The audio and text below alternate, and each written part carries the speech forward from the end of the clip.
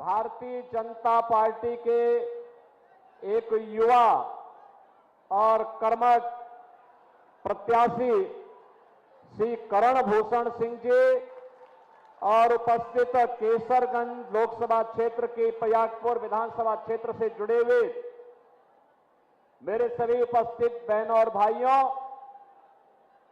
मैं सबसे पहले आप सबका हृदय से अभिनंदन करता हूं। इतनी भीषण गर्मी में भी आपको पंडाल में जगह नहीं मिला, लेकिन तब भी बाहर खड़े हैं। धूप की परवाह के बगैर एक ही लक्ष्य है और वह है कि अपने कर्मठ और युवा प्रत्याशी करण भूषण को भारी बहुमत से विजयी बना करके विरोधियों के मुंह पे तमाचा मारना है। और इसके लिए मैं आप सबका हृदय से अभिनंदन करता हूं।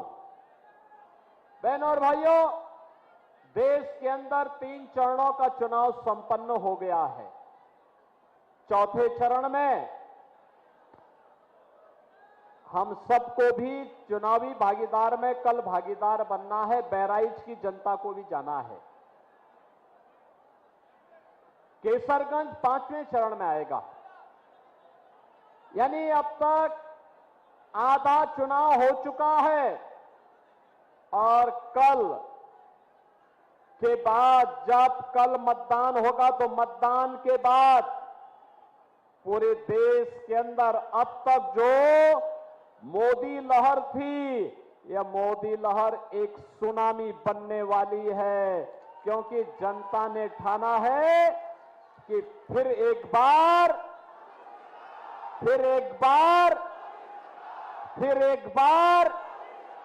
और अब की बार 400 पार। लोग कहते हैं 400 पार, कैसे आप कह रहे हैं? मैंने कहा तुम नहीं समझ पाओगे। भारत के अंदर उत्तर, दक्षिण, पूरब, पश्चिम जहां भी जाइए, लोग एक ही बात कहते हैं। किसी से भी पूछिए, लोग एक ही बात कहते हैं जो राम को लाए हैं हम उनको लाएंगे। जो राम भक्त है वही भारत पे शासन करेगा, ये जनता ने भी तय कर दिया है। बहन और भाइयों, और होगा तो वही जो राम रची राखा। अब मुझे बताओ, पूरा चुनाव तो अब राम भक्तों, राम द्रोहियों के बीच में चला गया है। मुझे बताओ, क्या रामद्रोही कभी विजय हुआ है क्या? कभी विजयी हुआ है क्या? अन्यथा हम सब रावण की पूजा करते ना, कुंभकर्ण और मेघनाथ की पूजा करते, मारीच की पूजा करते, लेकिन नहीं, वह कभी विजयी नहीं हुए, हो भी नहीं सकते हैं। भारत की जनता जनार्दन तो विजयादशमी के अवसर पर रावण का पुतला फूंकती है और भारत की जनता हमेशा अपने सुख दुख, हंसते गाते, रोते सोते, शुभ कर्म में और अंतिम यात्रा में भी जिस एक नाम का स्मरण करता है वह राम का नाम का स्मरण करता है। किस नाम का स्मरण करता है? राम के नाम का। अब मुझे एक बात बताओ, अयोध्या में 500 वर्षों का इंतजार समाप्त हुआ है ना? हुआ। आप प्रयागपुर वासी कितने लोग गए अयोध्या दर्शन करने के लिए?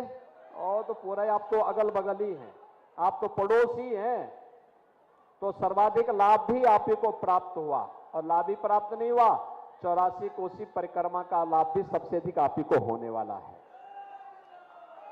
84 कोसी परिक्रमा को बहुत भव्य बनाने जा रहे हैं हम लोग, एकदम फर्राटेदार बनाने जा रहे हैं, पैदल पदयात्रियों के लिए भी और साथ साथ गाड़ी से चलने के लिए भी 4 लेन की बेहतरीन कनेक्टिविटी के साथ अयोध्या की परिक्रमा भी हो जाएगी। लोग भी सिद्ध होगा, परलोक भी सिद्ध होगा।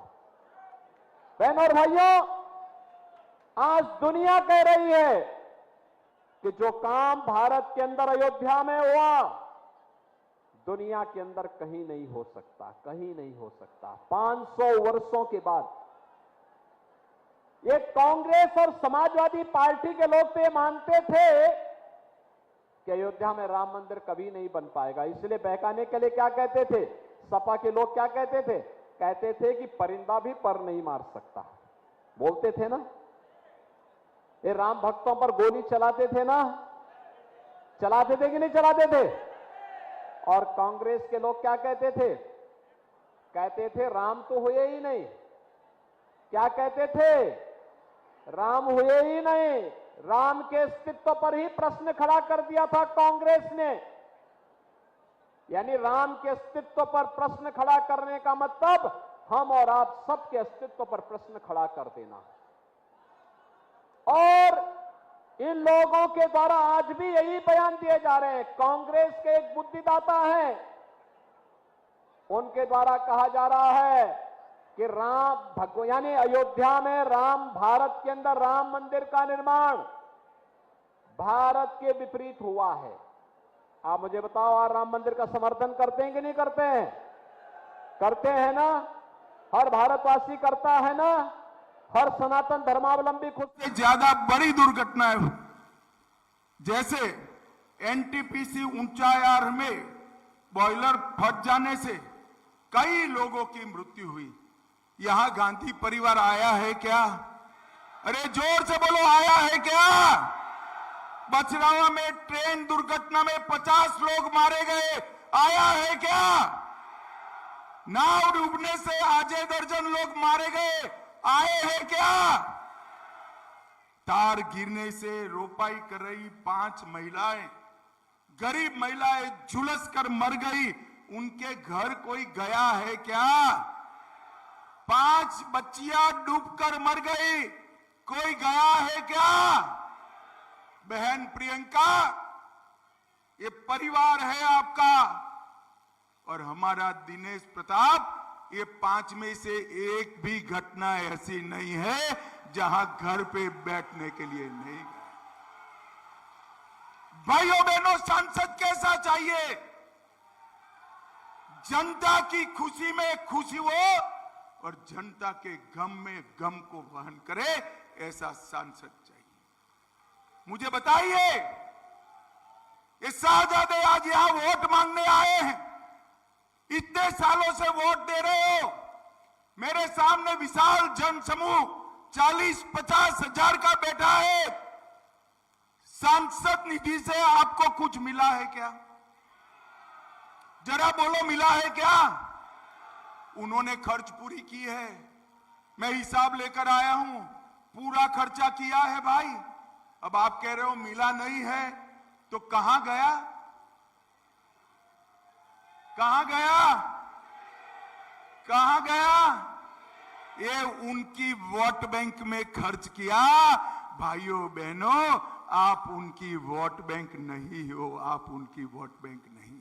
70% से ज्यादा सांसद राशि माइनॉरिटी में खर्च करने का काम सोनिया गांधी जी ने किया है। भाइयों बहनों, मैं आज आपको कहने आया हूं, पूरे उत्तर प्रदेश में, मैं बाद में बात करता हूं, मोदी जी ने विकास की बहार चलाई, मगर ये परिवार यहां एक बाड़ लगाकर बैठा है, विकास को रायबरेली में घुसने नहीं देता है। ये बाड़ा एक बार तोड़ दो, रायबरेली जनपद को हम उत्तर प्रदेश में नंबर 1 जनपद बनाएंगे, नंबर 1।